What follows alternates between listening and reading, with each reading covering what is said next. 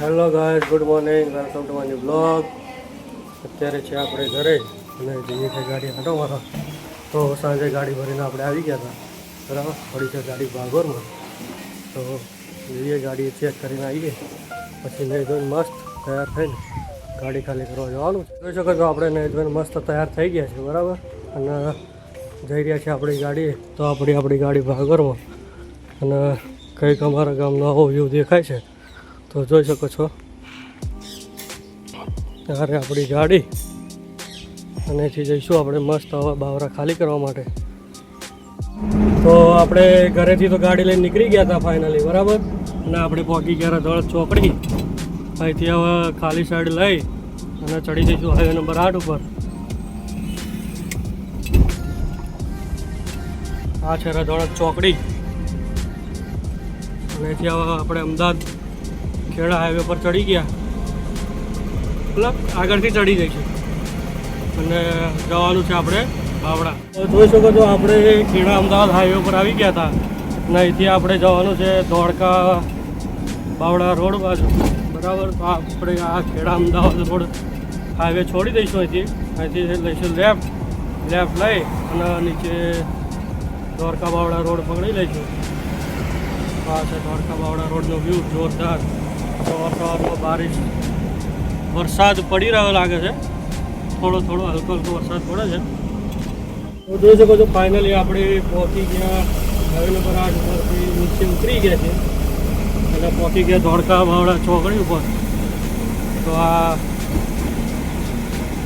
આપણે service road લઈ લીધો હતો. અહીંથી આપણે ખાલી સાઈડમાં જવાનું છે ધોળકા રોડ ઉપર, બરાબર. સવારમાં અહીંયા આગળ ઝરમર વરસાદ ચાલુ થઈ ગયો છે. તો આ બ્રિજ નીતિથી પેલી બાજુ જાઓ એટલે ખેડા બાજુ જવાય, અને આ બાજુ છે ધોળકાવાળો રોડ. તો આપણે ચડી ગયા ધોળકા રોડ ઉપર.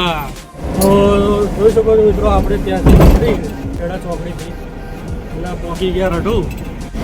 તો ફાઇનલી આપણે રઢુથી નીકળી અને પહોંચી ગયા છે કલીકુંડ સર્કલ, ધોળકા કલીકુંડ સર્કલ. તો કંઈક આવો વ્યૂ છે ધોળકા કલીકુંડ સર્કલનો. તો અહીંથી આપણે લગભગ આપણે જે લોકેશન પર જવાનું છે ખાલી કરવા માટે એ 25-30 કિલોમીટરનું બધું બાકી છે. તો જો આ ધોળકા કલીકુંડ સર્કલ.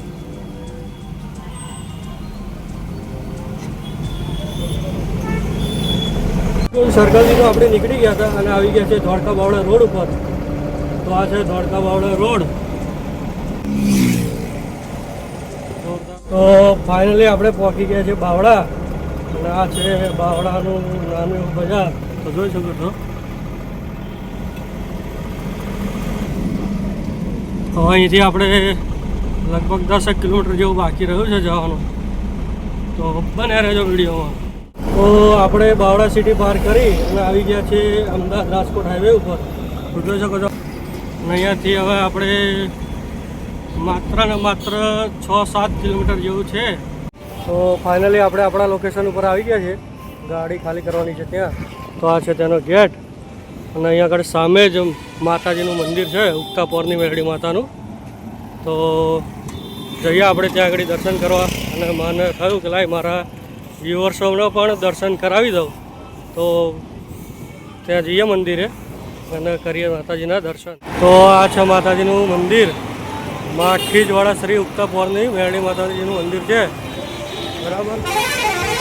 કરીએ માતાજીના દર્શન.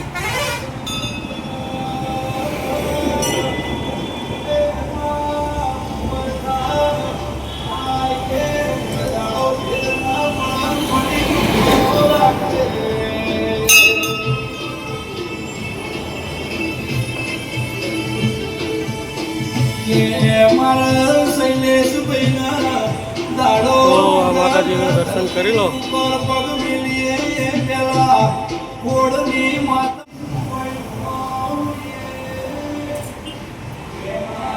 તો જોઈ શકો છો મિત્રો, આપણે આવી ગયા છીએ આપણા પોઈન્ટ ઉપર. ગાડી ખાલી કરવાની છે ત્યાં. તો આપણે આ ગાડી સાઈડમાં અહીંયા ઊભી કરી દીધી છે, અને જે પેલો ગેટ ખુલ્લો દેખાય ત્યાં આગળ આપણે લગાવવાની છે ગાડી ખાલી કરવા માટે. તો મળીએ પછી ગાડી ખાલી કરીને. તો જોઈ શકો છો મિત્રો, આપણે ત્યાંથી ગાડી ખાલી કરી અને નીકળી ગયા હતા અને અત્યારે પહોંચી ગયા છે ખેડા ચોકડીએ. ત્યાં આગળ રોનક હોટલે બેઠા છીએ બરાબર. હજુ ભરવાનો કોઈ પ્લાનિંગ આવ્યો છે નહીં, તો અહીંયા આગળ ચા આપીને પછી આપણે થોડોક માલ રિટર્ન છે તો રિટર્ન જમા કરાવવા જઈશું. તો આપણી ગાડી અને આ છે કનૈયા રોનક હોટલ. તો અહીંયા આગળ ચા પી અને પછી નીકળી જઈશું. આપણે રોનક હોટલેથી ચા પી અને નીકળતા હતા ત્યાં તો ગાડીમાં થઈ રહ્યું ડીઝલ. તો આપણે આવી ગયા અહીંયા આગળ પંપ ઉપર ડીઝલ નખાવવા માટે. તો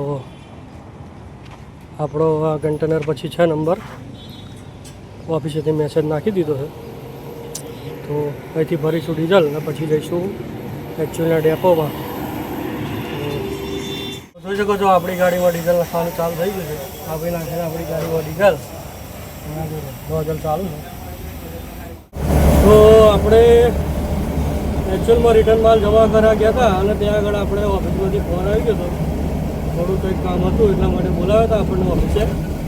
તો આપણે ગયા હતા ઓફિસે, ત્યાંથી ફાઇનલી અત્યારે ઘરે જવા માટે નીકળી ગયા છે. તો અત્યારે આપણે જઈ રહ્યા છીએ ખેડાથી ઘરે.